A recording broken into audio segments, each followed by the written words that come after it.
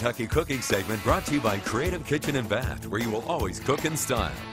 Welcome back to Midday Kentucky, everyone. We are in the kitchen with Miss Allison Davis, and we're working on sides this week. It's been a fun week, kind of zesting up the sides that we have for maybe around holidays and things like that. So what can we add to some classic dishes that really makes it elegant or bumps up the flavor just to impress all of our guests, right? Yes, absolutely. Or our mother-in-laws. That's important.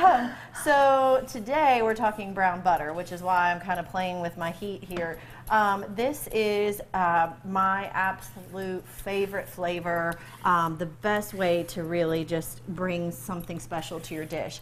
Taking butter, melting it down, and melting a little bit past melted to brown. Smell that. It smells like popcorn almost, right? Yes, like it does. Nuts and popcorn. Yep. So butter will brown before it burns, which is, I want to make sure, is the kind of key point. Yeah. Is that once it browns, it's pretty quick before you can lose it, and then it will go to scorched, and you don't want that. So you have to kind of find it at the right moment. But right in between that stage is what we call brown butter. And like I said, it gets this smell of popcorn or almost this nutty, toasty smell.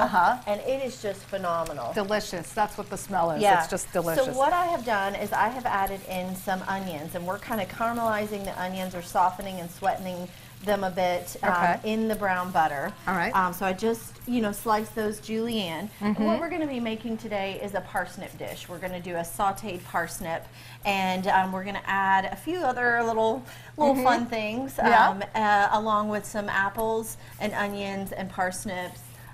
This is just going to be maybe my favorite dish of the holiday season. Awesome. And I was telling Allison on the break, I've never had parsnips before, ever. Which shocks me. And so this is all new for me. It looks like a white carrot, but it has a far more earthy flavor to it. And almost like an anise flavor a little bit. Like it is phenomenal. So we're going to take, now that we have started to caramelize and soften these onions, and we're just going to throw in our parsnips and saute those a bit as well. And what I did was I just took it like a carrot, peeled it. I peeled this though because the skin is a little bit thicker. And then I'm just cutting it on the bias, just some thin strips. Gets really fat at the end, so even if you wanted to cut it once it got a little thicker, and then just keep going. Gotcha. All right.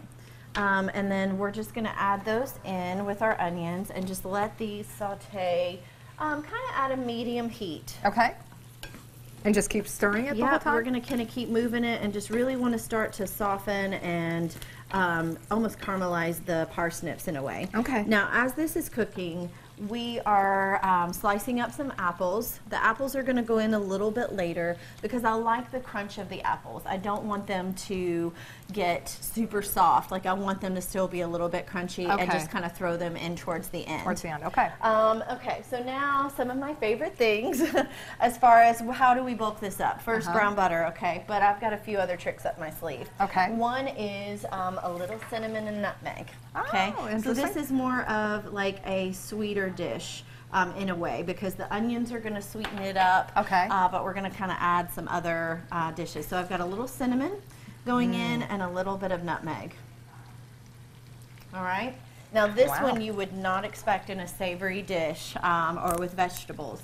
But trust me, if you do it right, it will knock your socks off. Really? If you have a vanilla bean, that's great. Right now, I believe there's been a shortage in vanilla beans, so you may be looking and not finding it or finding it at a very high price point that you may not be used to. So just go with, a pure vanilla extract and just a little tiny splash of vanilla. Interesting. I don't know if I've ever seen you do that. All of the difference. I actually do vanilla sometimes with seafood. And cream in a very savory dish. Yeah, it is something else. Interesting. When done properly. It smells so good, all right, too. so you see how that's just, it's a rustic color, it's coming together. You could add, greens, but sometimes I think dishes look best even when they're, in that same color scheme and they're not overly like garnished with parsley and herbs. But one herb that I would like with this might be some fresh thyme or rosemary if you wanted to do that. Okay.